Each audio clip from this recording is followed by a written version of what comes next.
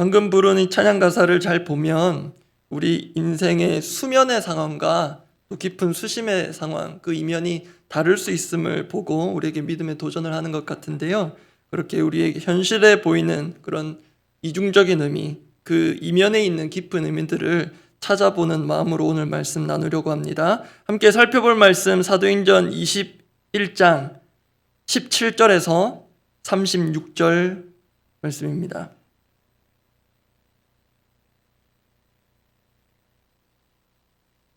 사도행전 21장 17절에서 36절까지 말씀 함께 보겠습니다. 사도행전 21장 17절부터 36절, 제가 먼저 17절 읽습니다. 예루살렘에 이르니 형제들이 우리를 기꺼이 영접하거늘 그 이튿날 바울이 우리와 함께 야고보에게로 들어가니 장로들도 다 있더라. 바울이 무난하고 하나님이 자기의 사역으로 말미암아 이방 가운데서 하신 일을 낱낱이 말하니 그들이 듣고 하나님께 영광을 돌리고 바울더러 이르되 형제여 그대도 보는 바에 유대인 중에 믿는 자 수만 명이 있으니 다 율법의 열성을 가진 자라. 내가 이방에 있는 모든 유대인을 가르치되 모세를 배반하고 아들들에게 할례를 행하지 말고 또 관습을 지키지 말라 한다 함을 그들이 들었도다. 그러면 어찌할꼬 그들이 필연 그대가 온 것을 들으리니 우리가 말하는 이대로 하라. 서원한 네 사람이 우리에게 있으니 그들을 데리고 함께 결례를 행하고 그들을 위하여 비용을 내어 머리 깎게 하라. 그러면 모든 사람이 그대에 대하여 들은 것이 사실이 아니고 그대도 율법을 지켜 행하는 줄로 알 것이라. 주를 믿는 이방인에게는 우리가 우상의 제물과 피와 목매어 죽인 것과 음행을 피할 것을 결의하고 편지하였느니라 하니 바울이 이 사람들을 데리고 이튿날 그들과 함께 결례를 행하고 성전에 들어가서 각 사람을 위하여 제사 드릴 때까지의 결례 기간이 만기된 것을 신고하니라. 그 이래가 거의 참에 아시아로부터 온 유대인들이 성전에서 바울을 보고 모든 무리를 충동하여 그를 붙들고 외치되 이스라엘 사람들아 도우라. 이 사람은 각처에서 우리 백성과 율법과 이곳을 비방하여 모든 사람을 가르치는 그 자인데 또 헬라인을 데리고 성전에 들어가서 이 거룩한 곳을 더럽혔다 하니 이는 그들이 전에 에베소 사람 드로비모가 바울과 함께 시내에 있음을 보고 바울이 그를 성전에 데리고 들어간 줄로 생각함이로라. 온 성이 소동하여 백성이 달려와 모여 바울을 잡아 성전 밖으로 끌고 나가니 문들이 곧 닫히더라. 그들이 그를 죽이려 할 때에 온 예루살렘이 요란하다는 소문이 근대의 천부장에게 들리매 그가 급히 군인들과 백부장들을 거느리고 달려 내려가니 그들이 천부장과 군인들을 보고 바울 치기를 그치는지라. 이에 천부장이 가까이 가서 바울을 잡아 두 쇠사슬로 결박하라 명하고 그가 누구이며 그가 무슨 일을 하였느냐 물으니 우리 가운데서 어떤 이는 이런 말로 어떤 이는 저런 말로 소리치거늘 천부장이 소동으로 말미암아 진상을 알 수 없어 그를 영내로 데려가라 명하니라. 바울이 층대에 이를 때에 무리의 폭행으로 말미암아 군사들에게 들려가니 이는 백성의 무리가 그를 없이 하자고 외치며 따라감이로라. 바울이 드디어 그 위험천만한 예루살렘에 도착했습니다. 그런데 먼저는 믿음의 형제들이 반갑게 그를 맞이합니다. 그런데 주고받는 대화 속에 이미 불안감이 감돕니다. 바울보다 먼저 예루살렘에 도착한 소식이 있었는데요. 그 위기 상황을 알려줍니다. 오늘 본문 사도행전 21장 20절 말씀 그리고 21절 말씀 제가 해당 부분 읽어드립니다. 20절 중간쯤입니다.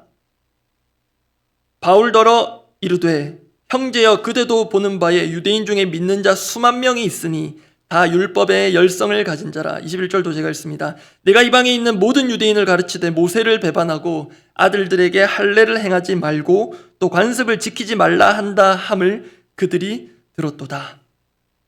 그런데 이것은 사실이 아니었습니다. 그러나 사실이 아니라 하더라도 사실로 여기고 믿는 이들이 있었고 그게 그들에게는 사실이 됩니다. 그렇게 되면 대화고 협상이고 다 필요 없어집니다.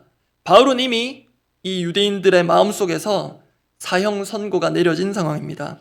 그래서 그 불안감이 감돌던 것이 오늘 본문 후반에 가면 현실이 됩니다. 바울이 야고보와 또 믿음의 형제들의 조언을 듣고 정당하고도 적법한 나시린의 규례를 행하였음에도 극성 유대인들의 불만을 잠재울 수 없었습니다. 이후의 줄거리는 대략 이렇습니다. 복음 전도자 바울을 극도로 혐오했던 유대인들이 이스라엘 군중들을 선동하여서 바울을 집단 폭행하는 사건이 발생합니다. 이 소식을 들은 로마군이 사건 현장에 투입되어 바울을 결박하고 사건의 진상 파악을 위해 로마의 군영내로 바울을 이송합니다. 그렇게 폭력 사태는 진압되었지만 성난 유대인들이 그들을 계속 따라가며 바울에 대한 분노를 쏟아내는 것으로 오늘 본문 끝이 납니다. 그래서 오늘 나눌 대지의 제목은 이렇습니다. 믿음으로 다시 보기. 표면적으로 보는 것과 또 그 이면에 보이는 것들이 차이가 있어서 제목을 이렇게 잡아보았습니다. 믿음으로 다시 보기. 첫 번째, 신앙을 가장한 신념. 이것을 다시 볼 필요가 있겠습니다. 유대인들의 입장에서 볼 것인데요. 신앙을 가장한 잘못된 신념이 유대인뿐만 아니라 저와 우리에게도 있지는 않은지 돌아보자는 것입니다. 사건의 처음부터 살펴봅니다. 우선 폭행을 가한 바울을 죽도록 만들려고 폭행을 가한 유대인들의 입장에서 봅니다. 그들이 이토록 바울에게 적대감을 가지는 이유가 무엇인가? 오늘 본문 27절과 28절을 봅니다. 제가 읽습니다. 그 이래가 거의 참에 아시아로부터 온 유대인들이 성전에서 바울을 보고 모든 무리를 충동하여 그를 붙들고 28절을 함께 읽어보겠습니다. 외치되 이스라엘 사람들아 도우라. 이 사람은 각처에서 우리 백성과 율법과 이곳을 비방하여 모든 사람을 가르치는 그 자인데 또 헬라인을 데리고 성전에 들어가서 이 거룩한 곳을 더럽혔다 하니. 지금 유대인들의 비방입니다. 그 비방이긴 하나 그들의 주장상으로는 바울이 지금 이스라엘의 세 가지 자부심 또는 자존심을 건드렸다고 하는 것 같습니다. 그 세 가지는 간단하게 말씀드려서 첫째, 28절 중간쯤에 우리 백성 상징적으로 보여주는 표현인데요. 헬라어 원문에 따르면 우리 백성이라기보다는 영어로 치면 정관사 더가 붙어서 영어 성경에도 the people 이렇게 되어 있습니다. 이것은 유대인 자신들이 예로부터 하나님께 선택받은 백성이라는 그 선민의식이 깔려있는 표현이 우리 백성입니다. 둘째, 이스라엘의 세 가지 자부심을 보여줄 수 있는 그 둘째는 율법입니다. 우리 백성 다음에 나오는 율법인데요. 여기에도 헬라어 원문에 따르면 정관사 더가 붙어 있습니다. 율법은 더 설명드릴 필요가 없을 것입니다. 선택받은 백성으로서 특별히 하나님께 받은 그들 고유의 말씀입니다. 이러한 자부심, 집중되고 집약된 곳이 세 번째, 그들의 성전입니다. 특히 이 구절들 보시면 성전에 대해서만 계속 반복적으로 언급합니다. 이곳, 성전을 가리키고요. 또 성전, 그리고 그 성전을 풀어서 이 거룩한 곳.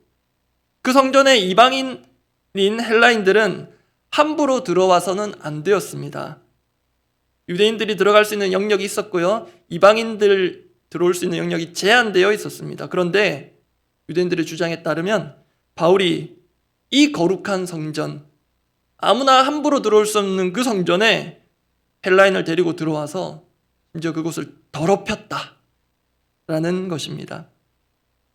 그런데 이것은 사실이 아니었습니다. 오늘 보면 29절이 실제 팩트를 알려줍니다. 29절 제가 읽어드립니다. 이는 그들이 전에 에베소 사람 드로비모가 바울과 함께 시내에 있음을 보고 바울이 그를 성전에 데리고 들어간 줄로 생각함이러라. 실제로 들어간 것이 아닙니다. 유대인들이 본 것은 에베소 사람 드로비모가 바울과 함께 시내에 있는 것이었습니다. 그것은 팩트입니다. 그런데 그 다음 결론이 이상하게 납니다. 그래서 유대인들의 입장입니다. 그래서 바울이 드로비모를 성전에 데리고 들어갔을 것이다. 틀림없다. 그들은 바울을 없애야 한다는 일념하에 이렇게 억지스러운 앞뒤가 안 맞는 추측을 만든 것입니다. 확인도 없이 확실하다. 그렇게 목격된 하나의 객관적 사실로부터 출발해서 자신들이 만들어낸 상상으로 소설을 씁니다. 그렇게 바울을 죽일 명분을 삼습니다. 그래서 이방인과 그렇게 어울려 다니면서 우리 민족의 자부심, 자존심을 짓밟은 바울, 너는 이방인보다도 더하다. 죽어 마땅하다.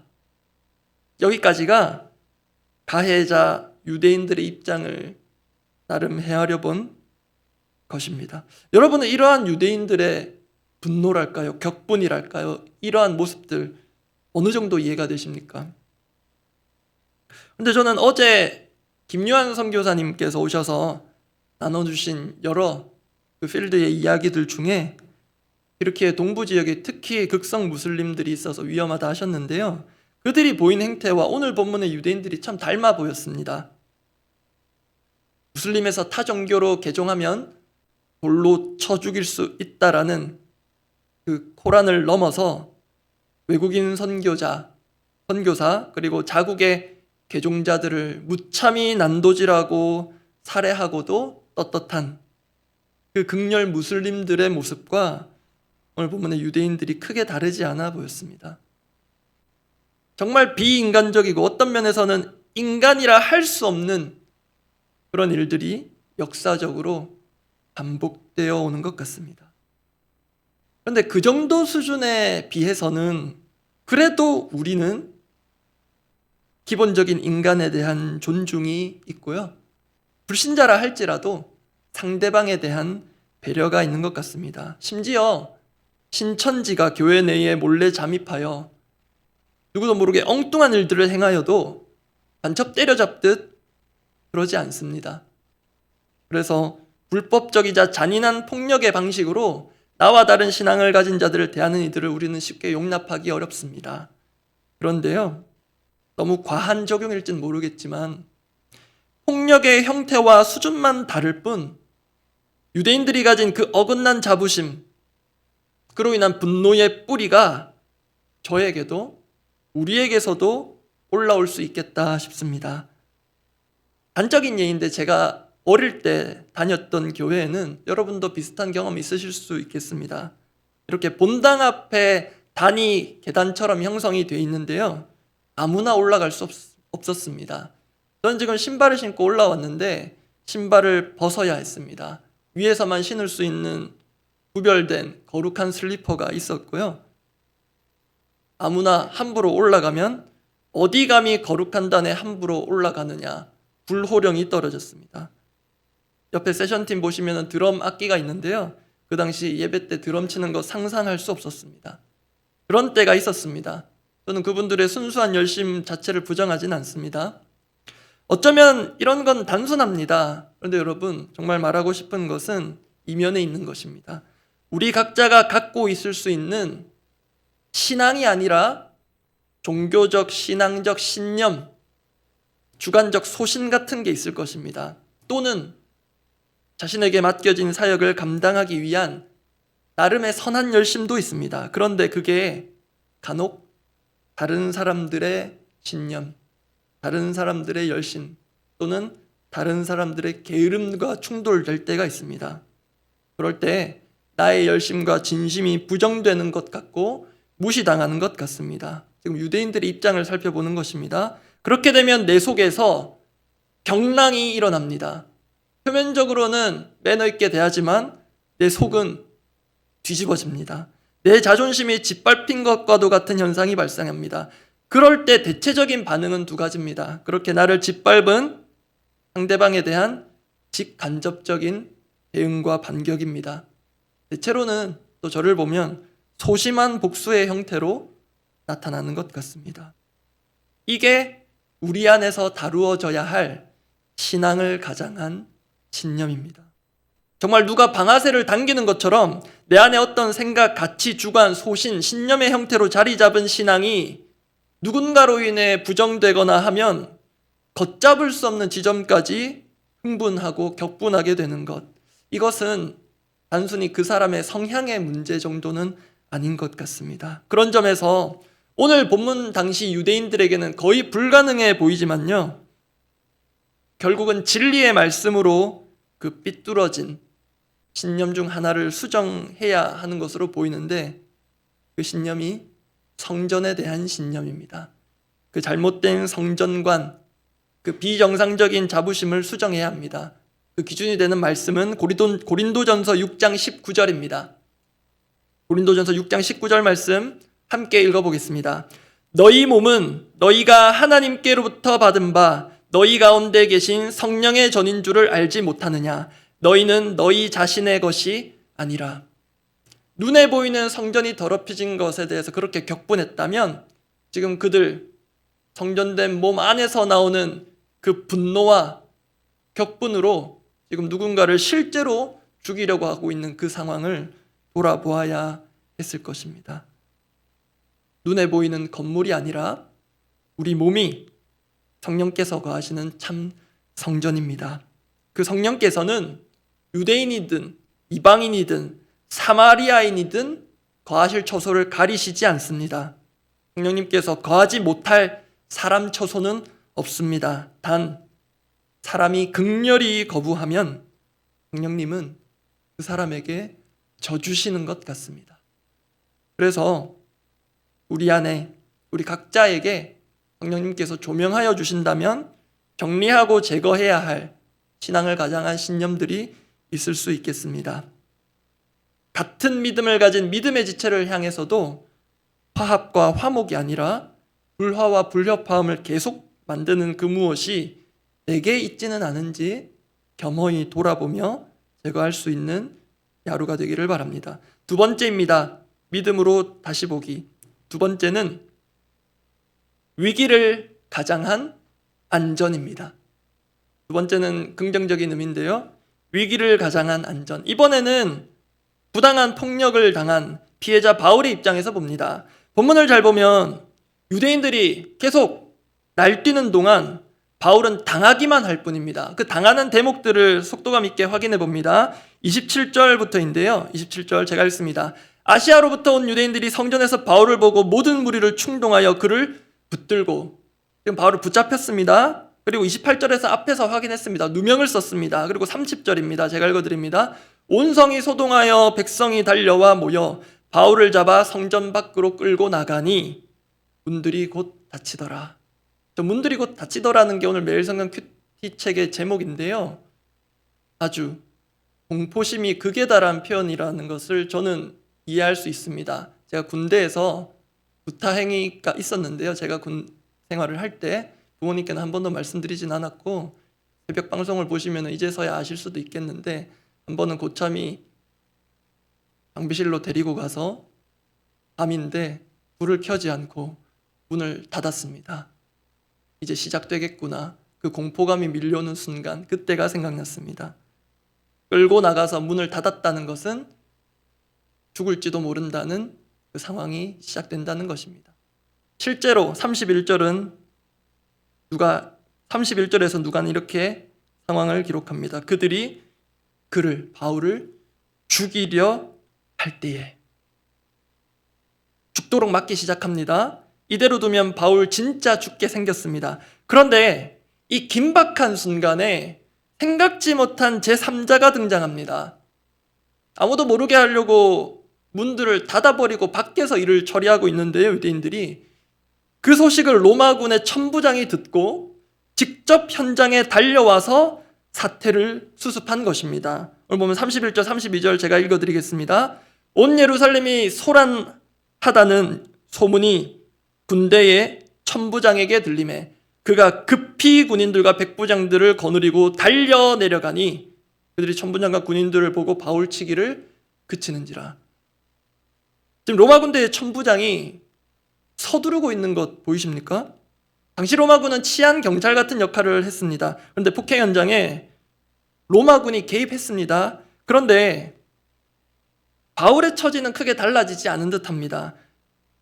상식적으로 볼 때 지금 왜 이런 폭행 사태가 벌어졌는지 확인은 안 되었으나 한 사람이 죽을 정도로 맞고 있고요. 그에 반해 집단 폭행을 가하고 있는 가해자로 보이는 이들이 있습니다. 그러면 여러분 누구를 잡아가는 게 맞습니까? 그런데 이때 천부장과 로마군은 바울을 쇠사슬로 결박하여 잡아갑니다. 33절 이어지는 구절들 제가 읽어드립니다. 이에 천부장이 가까이 가서 바울을 잡아 두 쇠사슬로 결박하라 명하고 그러고는 로마군에 의해 바울은 로마군이 주둔한 병영내로 압송되어 갑니다. 34절입니다. 천부장이 소동으로 말미암아 진상을 알 수 없어 그를 영내로 데려가라 명하니라. 35절입니다. 바울이 36절입니다. 이는 백성의 무리가 그를 없이 하자고 외치며 따라가 밀어라. 여기까지가 피해자 바울의 입장이자 처한 상황입니다. 여러분, 이렇게 바울이 당한 것들만 다시 보면요, 말 그대로 위기의 연속입니다. 붙잡히고 누명 쓰고 끌려나가고 죽을 만큼 맞고, 그러면 이제 객관적인 상황이 정리되어야 할 것 같은데 오히려 죽을 것처럼 맞은 바울만 잡혀갑니다. 쇠사슬로 결박당하고 끌려나갑니다. 여러분, 바울이 이 절체절명의 위기 상황을 어떻게 극복할까요?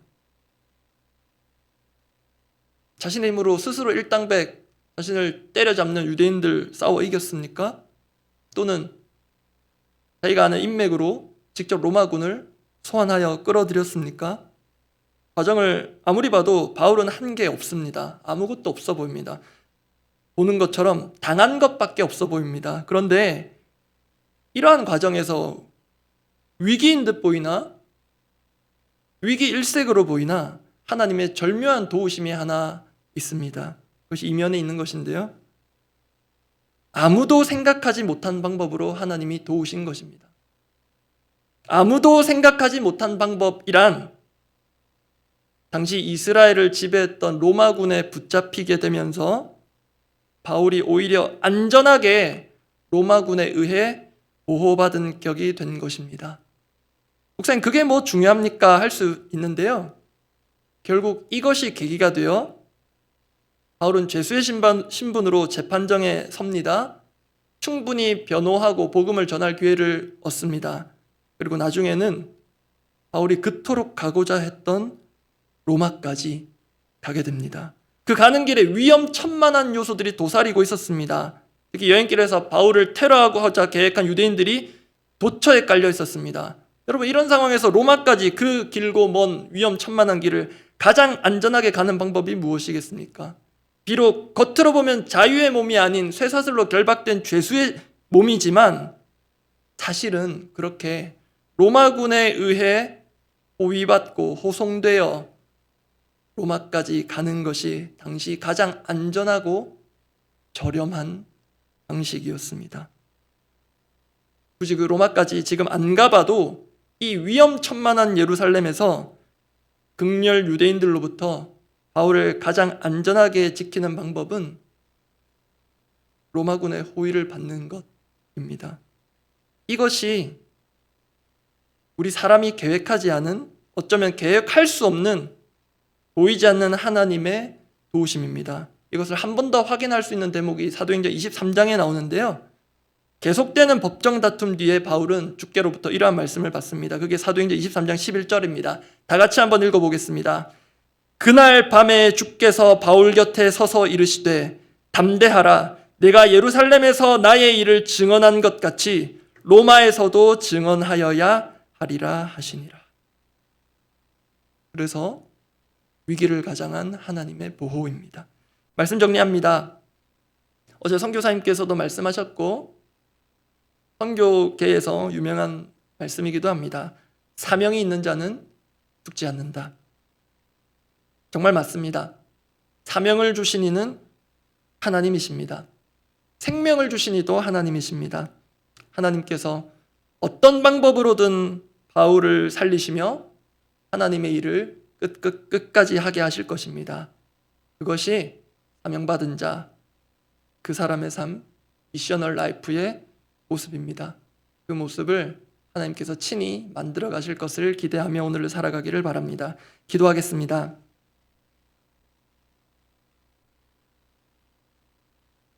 오늘 본문 바울이 처한 위기 상황을 집약적으로 보여주는 구절을 읽어드립니다. 사도행전 21장 35절입니다. 바울이 층대에 이를 때에 무리의 폭행으로 말미암아 군사들에게 빌려가니, 이렇게 만든 이들의 잘못들이 있습니다. 신앙을 가장한 신념이 누군가를 궁지와 사지로 몰아넣을 수도 있습니다.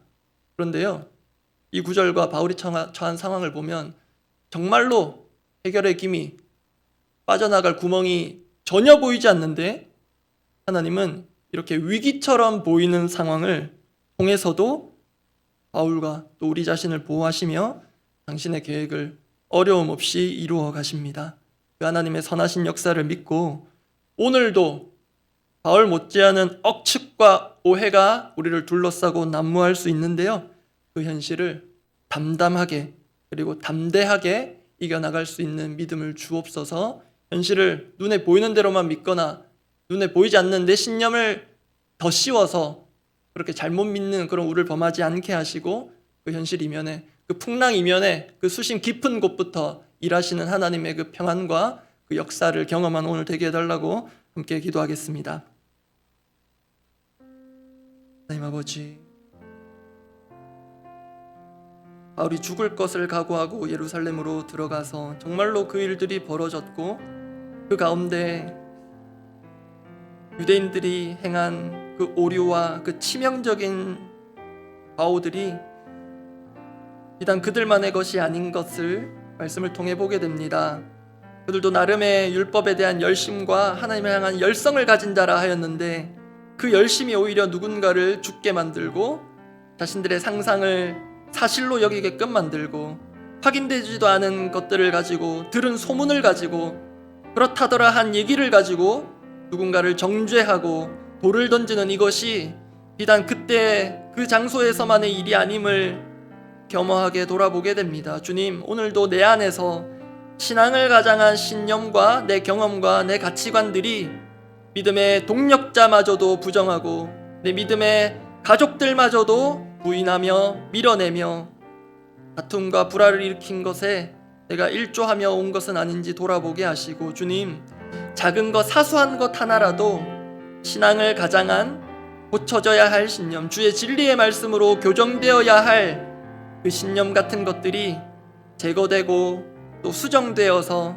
정말로 하나님 원하시는 건강한 신앙으로 또 믿음으로 이 세상을 살기로 원합니다. 그리고 주님, 정말로 김요한 선교사님처럼 실제로 바울과 같은 억울하고 또 위기 상황 가운데 처한 이들도 있으며 또 그에 못지않은 또 육신과 또 마음과 정서의 어려움과 오해와 억측들로 힘든 시간들을 보내고 있는 성도들, 주님, 정말로 그 위기 상황을 어떻게 빠져나가야 할까 앞도 보이지 않고 사방이 막힌 그 상황에서도 하나님은 일하고 계시며 우리가 살 길을 열어주시며 우리 숨통을 틔워주시는 분이심을 알게 하시고, 그것이 단순한 우리의 생존을 위해서가 아니라 우리에게 맡겨주신 크고 작은 사명이 있고 그 사명을 이루기 위하여서 하나님께서 우리를 끝까지 지키심을, 보호하심을, 공권력 앞에 제압되고 포위되고 결박된 상황에서도 그 죄수의 신분의 몸을 통해서도 하나님의 일을 이루시며 복음을 세계 끝까지 이루시는, 전하게 하시는 그 하나님의 일하심 오늘도 보게 하시고, 하나님 그렇게 우리를 사용하여 주시옵소서. 위기 가운데 함몰되지 않고 위기를 통해서 우리를 보호하시는 하나님의 그 놀라운 이면의 일하심을 보는 믿음을 허락하여 주시옵소서. 우리 공동의 기도 제목들을 두고 기도하겠습니다. 보이는 것과 또 이면에 있는 것이 다를 수 있음을 기억하고 기도한다면 우리가 교회적으로 또 준비하고 계획하고 기도하는 것들이 생각한 대로 잘 될 때 더 우리는 경성하고 깨어 있으므로 이것이 주님의 길을 벗어나지 않도록 기도해야겠습니다. 반대로 뭔가 삐걱거리고 잘 안 되는 것 같고 여기저기서 변수 같은 것들이 돌발적인 사고 같은 것들이 발생한다 하더라도 그 이면에 그 수심 깊은 곳에서 하나님의 그 원대한 위대한 계획은 결코 뒤틀어짐 없이 진행됨을 또 믿고 구하고 나아가야 하겠습니다. 더 사람 미션 컨퍼런스 은혜 가운데 진행되고 있고 이번 오는 주일은 3주차 이삭 선교사님 오실 것입니다. 또 귀한 말씀과 또 선교에 대한 그 밑그림들을, 그 청사진들을 선교사님 통해 하나님께서 주실 때에 우리가 믿음으로 반응하고 먼 미래에 우리가 잘 준비해서 실행에 옮기는 것이 아니라 바로 당장 그날 이 본당문을 열고 나가는 그 순간부터 그 말씀들을 내 삶 가운데 옮길 수 있는 것, 그것이 우리가 지금 결단하고 또 따라가고자 하는 미셔널 라이프이니 그러한 귀한 선한 결단들이 계속해서 일어나게 해달라고 마지막까지 또 더 사랑 또 미셔널 시리즈 9주차까지 계속될 것인데요. 계속해서 우리 자신을 주님 앞에 선하게 드리는 결단들이 일어나기를 원합니다. 그리고 풍성한 삶으로의 초대 2기 교제가 이제 막바지를 향해 가고 있습니다. 또 무더운 날씨 가운데 입금이 따르비 분들 모두 지치지 않고 그 복음의 풍성함을, 그 시원케함을 두 사람이 누리고 또 하나님 마음도 시원케 드리는 그런 교제의 시간들이 되게 해달라고 기도해 주시고요. 그리고 어제 교회적으로 안내가 나갔습니다. 우리 홍진경 집사님의 아버님 되시는 홍창성 집사님 어제 하나님의 부름을 받으시고 오늘 저녁에 또 위로 예배 다녀오게 됩니다. 함께 하시는 분들이든 또 함께 하시지 못하시는 분들이든 이 새벽에 또 기도로 또 유가족들을 위해서 또 위로해 주시고 삼위 하나님의 크신 위로와 은혜가 그 가족들을 덮을 수 있도록 그렇게 기도해 주시면 감사하겠습니다. 그렇게 기도하고 각자 기도하고 돌아가시기 바랍니다. 하나님 아버지, 우리는 겉으로 보이는 것으로 모든 것을 판단할 때가 있습니다.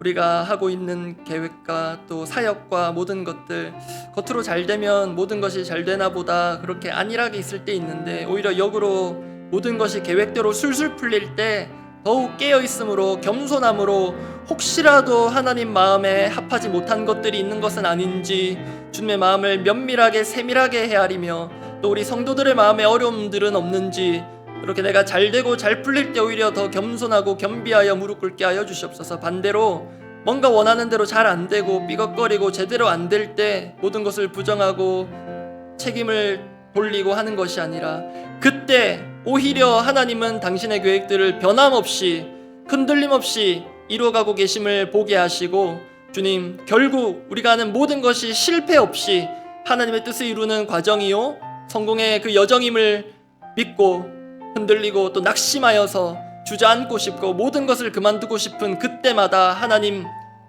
원대하고 위대한 계획의 그 길들을 보여주시고 그 길 가운데 우리가 한 걸음 한 걸음 걸어가고 있음을 알게 하사 주님, 우리가 더사랑 미션 컨퍼런스로 또 우리가 함께 선교적 교회로 또 주님을 위하여서 주님 주신 사명을 위하여서 오늘의 작은 일상을 드리기로 결단하는 그 모든 것들을 통하여서 우리의 믿음이 나타나게 하시고 주님, 우리의 흔들리는 모든 삶과 마음의 중심이 제자리를 찾을 수 있도록 주여 역사하여 주시옵소서. 풍성한 삶으로의 초대 2기 교제, 복음의 교제가 계속 진행되고 있는데 주님, 무더운 날씨 가운데 또 각자가 너무나도 바쁘고 각박한 세상 가운데 겨우겨우 시간을 내고 어렵게 자리를 잡은 시간이라 할지라도 주님, 그 어디서도 경험할 수 없는 풍성한 복음의 능력과 은혜를 경험하게 하여 주시고 정말로 이 더운 세대에 하나님의 마음을 시원케 해드리는 이끔이와 따름이의 교제가 되게 하시고 두 사람의 삶과 마음도 시원케 해주신 하나님의 은혜를 경험하게 하여 주시옵소서.